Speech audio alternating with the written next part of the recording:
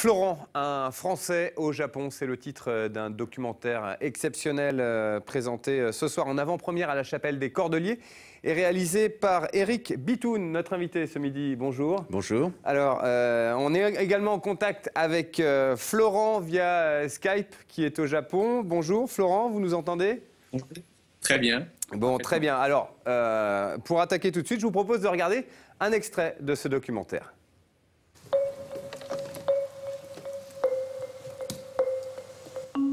Je me suis toujours dit, de toute façon, la réalité est quand même très très dure.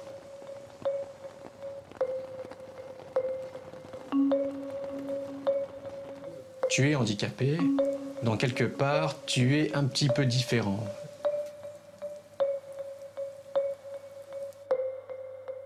Cette différence ne veut pas dire que tu ne peux rien faire, mais il faudra toujours être meilleur que les autres.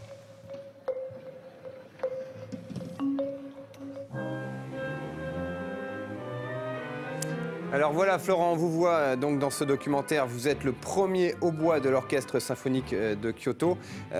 Pour résumer, donc vous êtes à 15 ans, vous êtes victime d'un accident de scooter, vous restez paralysé et vous allez trouver un nouveau sens à la vie grâce à la musique, on peut le dire. C'est une revanche pour vous? Alors, oui, absolument. Je pense que bon, la musique, ça a toujours été un petit peu la toile de fond de ma vie à partir de 10 ans. Ensuite, bon, cet accident arrive et puis bon, voilà, c'est devenu un nouveau challenge un petit peu pour moi. Évidemment, j'aurais aimé... Avant, je voulais faire autre chose, éventuellement construire des bateaux, des choses comme ça. Mais en fait, la musique, ça a été un petit peu ma passion. Petit à petit, répétition après répétition, concert après concert, et puis après compétition après compétition, et puis concours d'orchestre après concours d'orchestre.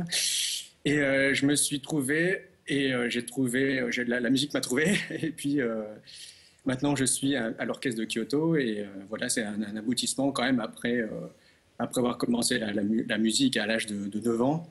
Okay. C'est quand même un rêve et bien réalité. Éric, juste une question. Qu'est-ce qui vous a le plus touché chez Florent? C'est vous qui avez fait ce documentaire? Tout à fait. Son histoire, c'est son histoire qui m'a touché parce que cette façon de rebondir et de se donner ce but d'excellence, puisque Florent fait partie de ces personnes qui veulent être évidemment dans la course et surtout d'être au mieux de ce qu'ils peuvent donner. Parce que le handicap, c'est quelque chose qu'on sent quand on le voit, évidemment, puisque Florent est en fauteuil, mais dans l'orchestre, il a sa place comme tout le monde joue assis. Donc voilà. Et avec cette générosité de donner aux autres, parce qu'il est interprète, donc évidemment il donne à entendre ce qu'il fait, il donne à entendre son art. Alors Florent, justement, vous aviez dit après votre accident que vous avez besoin de vous raccrocher à quelque chose et que le handicap n'existait pas dans la littérature, le cinéma. C'est pour cette raison que vous avez accepté de faire ce documentaire avec Éric? Absolument. Alors moi, je me considère comme un artiste, évidemment. Et puis toujours, à partir de 16, 17 ans après. Bon, et alors, évidemment, en tant que personne voulant devenir un artiste, j'avais besoin de m'identifier. Je pense que c'était ça la chose très importante pour moi. Évidemment, j'ai lu Proust, je suis fan de cinéma, de Scorsese et tout ça. Et malheureusement, il n'y avait pas d'artistes qui ont écrit... sur le handicap, enfin la façon de s'identifier en tant qu'handicap face à la problématique de qu'est-ce que c'est d'être handicapé tous les jours, comment trouver un travail, comment après, voilà, on a des questions philosophiques et existentielles. Donc voilà, puis en fait la musique m'a apporté toutes ces questions en faisant des concerts, et puis en étant sur la scène. Voilà, je pense que c'est sur la scène que j'ai trouvé la réponse un petit peu à tout ça. J'ai trouvé la musique et puis en même temps, je me suis trouvé moi-même.